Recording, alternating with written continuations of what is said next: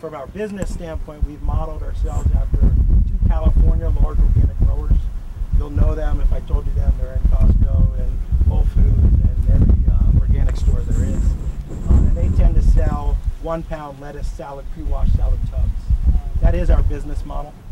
That is what we're going after. And we believe that our economies of scale and their cost of shipping, we can certainly make an equivalent, if not better tasting, locally grown, fresher product at equal to, if not cheaper price. The goal of our farm really was to bring locally grown, sustainably grown produce to the population.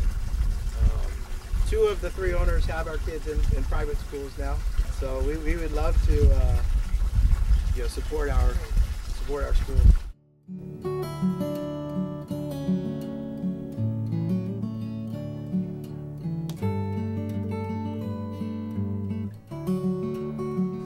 We did not come from a farming background. I'm a retired naval intelligence officer. My wife is a retired computer engineer. So we had to learn how to be farmers. We had to learn how to be organic. So think about organic for a minute.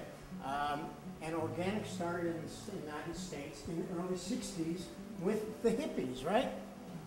They started organic farming as a protest movement, and now organic farmers are the most regulated farmers in the entire nation.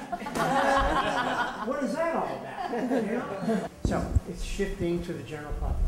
In fact, any of you people that want to buy directly from a farm, not including the schools, but schools too, get on the email address, check with her, get on her email list, and when we have product, we send out an email to people, and they come and they pick up.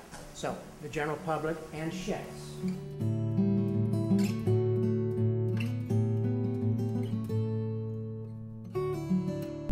We as farmers need support from you folks, the kids in the future, to help sustain us, because if we don't have your support, then again, we as farmers, we cannot survive. I was born and raised on a farm, I appreciate what my dad, and I know my partner Melvin has appreciated what his dad did.